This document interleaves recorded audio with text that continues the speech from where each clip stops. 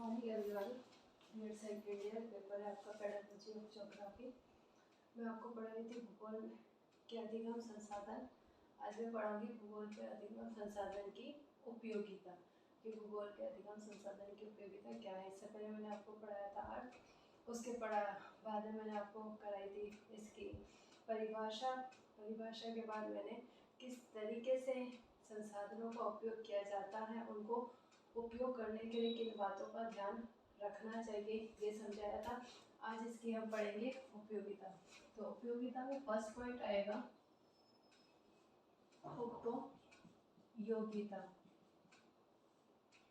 किसकी? भूगोल अधिगम संसाधन की। पहला फर्स्ट पॉइंट आएगा विषय वस्तु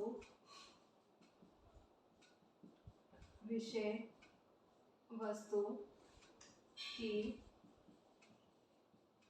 स्पष्टता।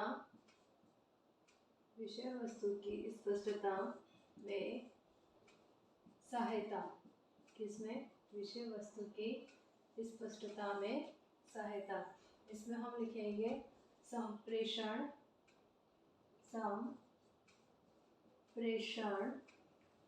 उपकरणों की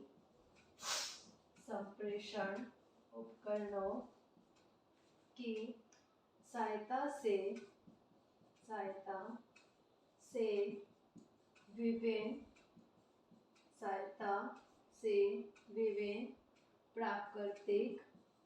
विभिन्न प्राकृतिक व मानवीय क्रियाओं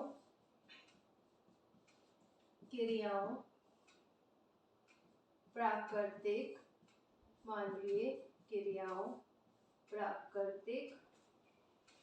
स्थलाकृतियों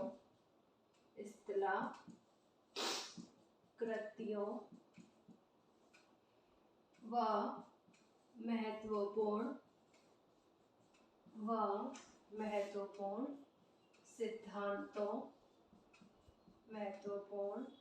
सिद्धांतों आदि से संबंधित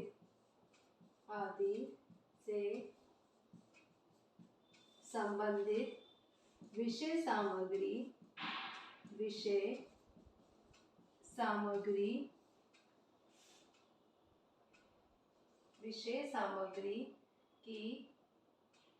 सामग्री को आसानी से इस प्रकार स्पष्ट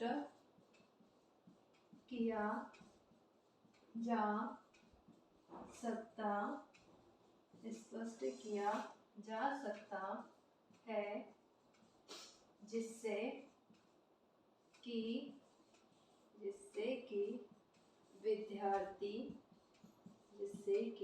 विद्यार्थी उसे आत्मसात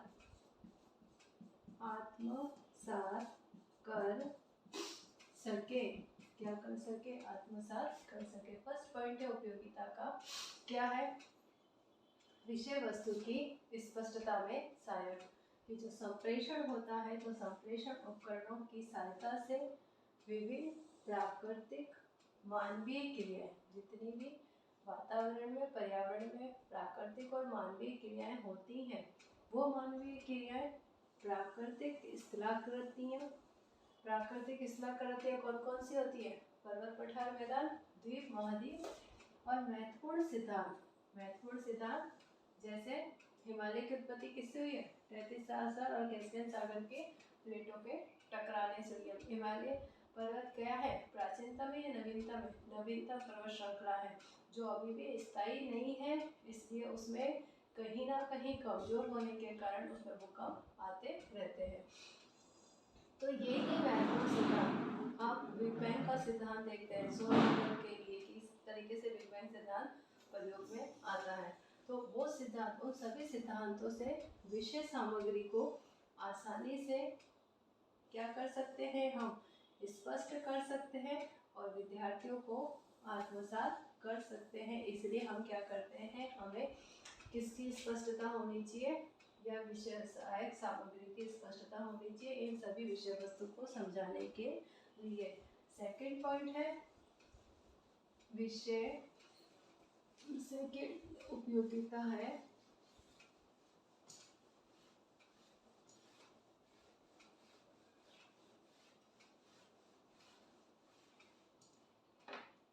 सेकंड है विषय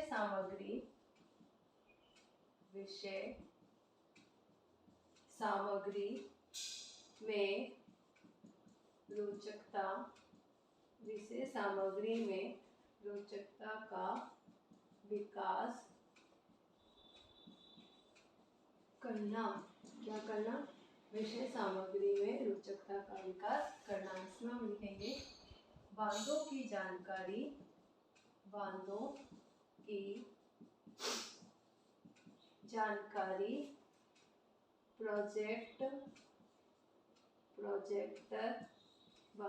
जानकारी प्रोजेक्टर व रेडियो के माध्यम से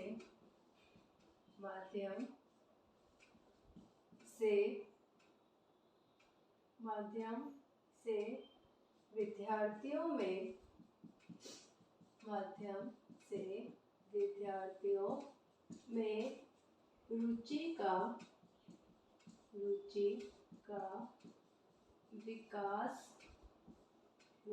का विकास होगा और वह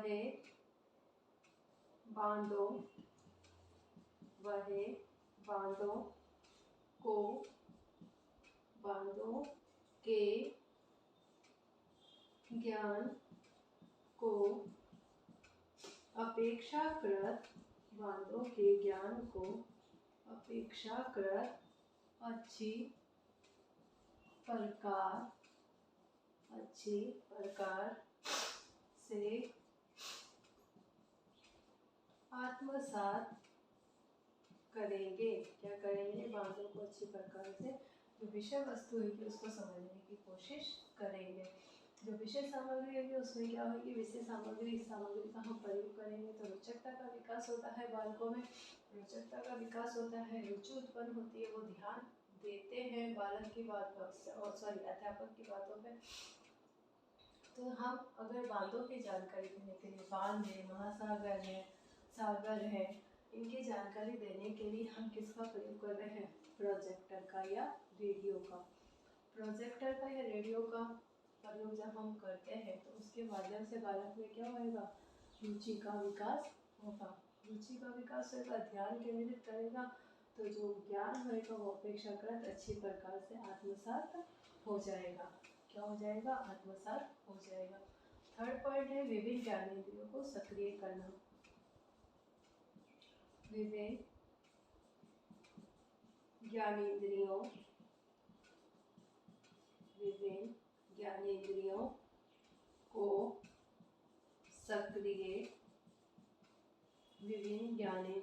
को सक्रिय करना। अब विभिन्न ज्ञानेंद्रियों को सक्रिय करने में हम लिखेंगे विभिन्न प्रकार की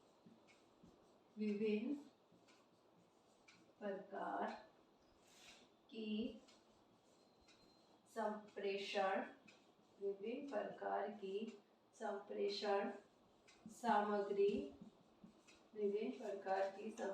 सामग्री का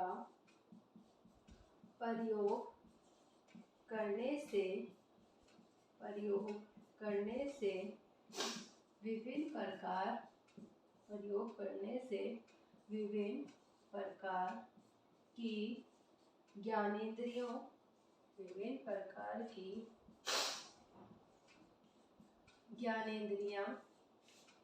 ज्ञान प्राप्त करने की ओर आकर्षित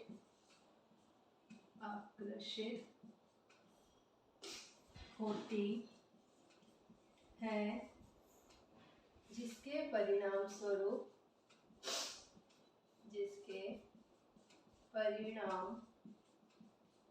स्वरूप, जिसके परिणाम स्वरूप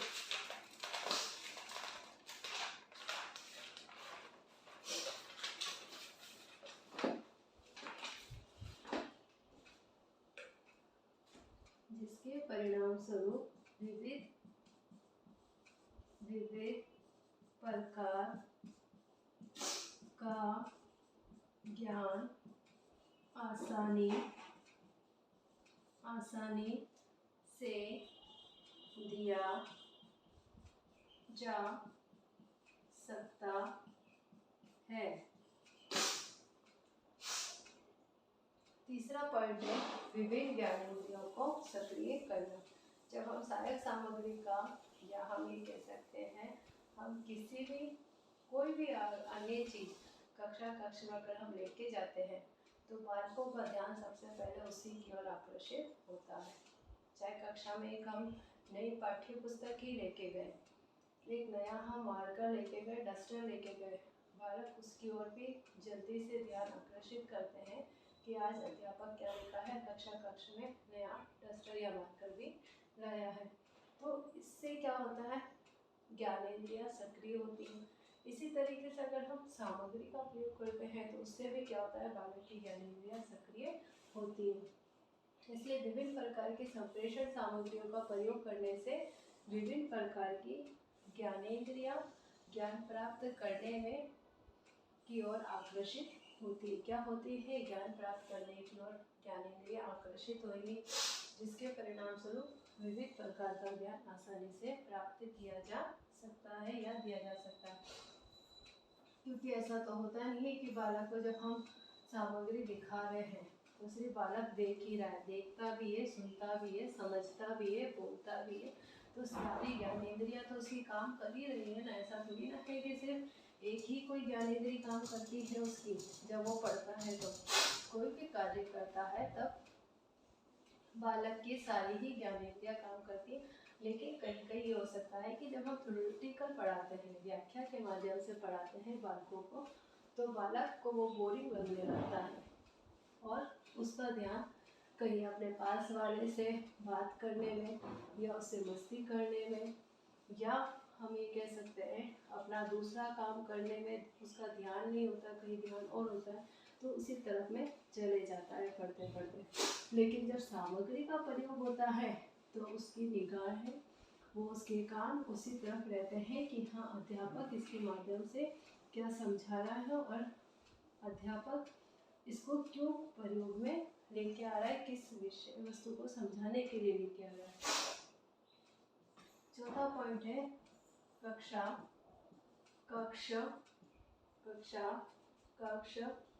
के वातावरण को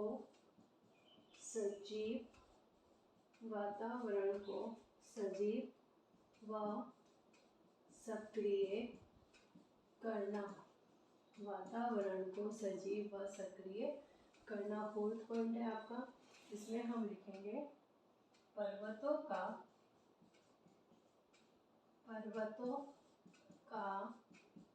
ज्ञान मौखिक रूप से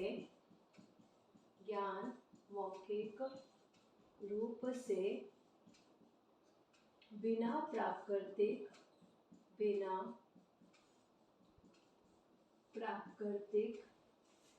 मानचित्र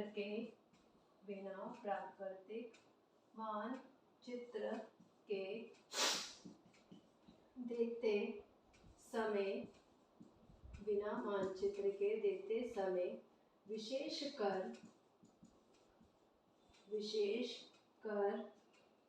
पिछली पंक्ति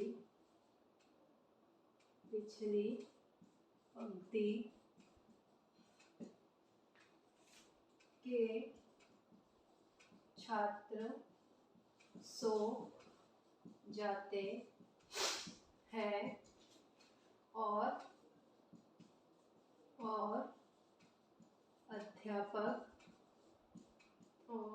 अध्यापक बोलता रहता है, परंतु पर्वतों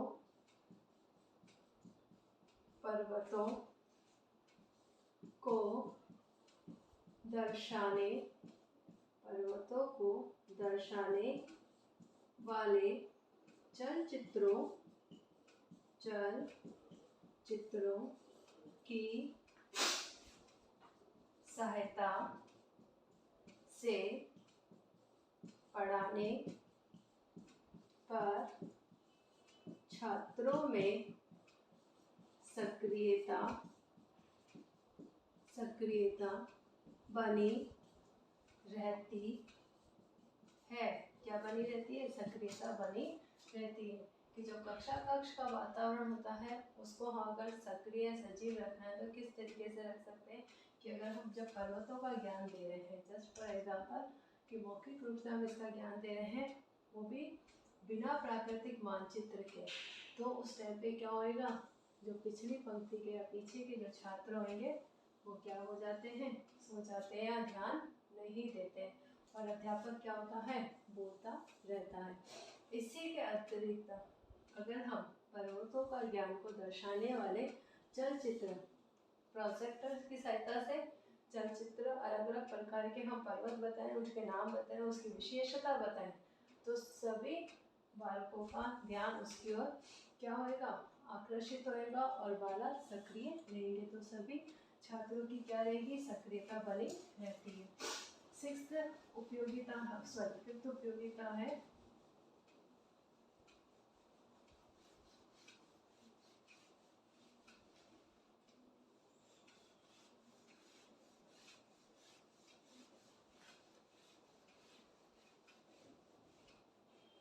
क्योंकि अधिगम सामग्री का प्रयोग करने के लिए हमें बहुत सारी चीज़ों की भी आवश्यकता होती है, और अधिगम सामग्री जब हम प्रयोग करते हैं, अच्छी बातें करनी भी चाहिए, लेकिन उसको स्पष्ट करना, उसके माध्यम से स्पष्ट करना भी आनी चाहिए कि जो हम सामग्री ले रहे हैं उससे स्पष्ट भी हो सके। फिफ्थ पॉइंट है स्थायी ज्ञान की प्राप्ति। क्या? स्थायी ज्ञान की प्राप्ति। संप्रेषण सामग्री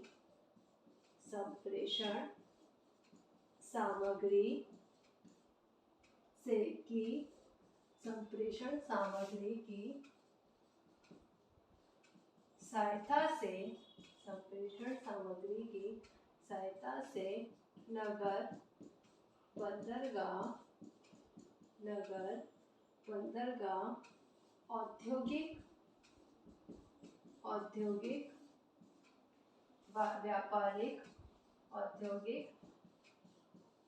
व्यापारिक प्रतिष्ठान, वितरण व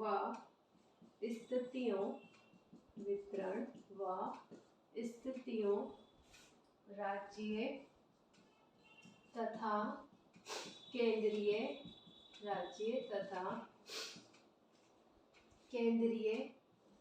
सरकारों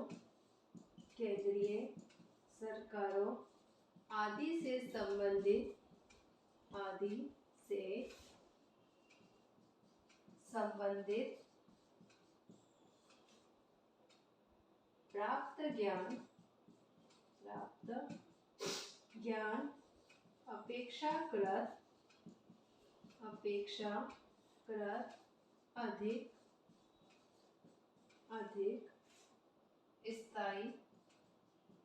अधिक स्थायी रहता है। उससे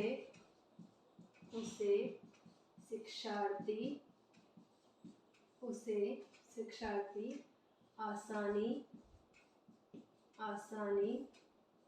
से नहीं भूल पाता है।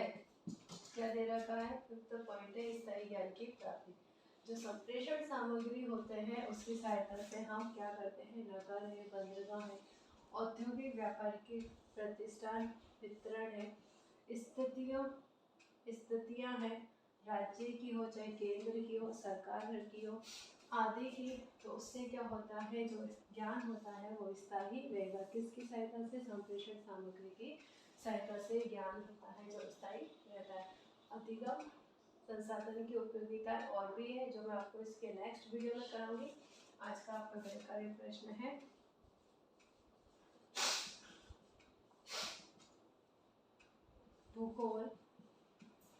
भूगोल में अधिगम संसाधन, भूगोल में अधिगम संसाधन की उपयोगिता कौन सी है, स्पष्ट कीजिए। क्या करना है? स्पष्ट कीजिए। ये आपका गणित प्रश्न है। भूगोल में अधिगम संसाधन की उपयोगिता कौन सी है, स्पष्ट कीजिए। तब तक के लिए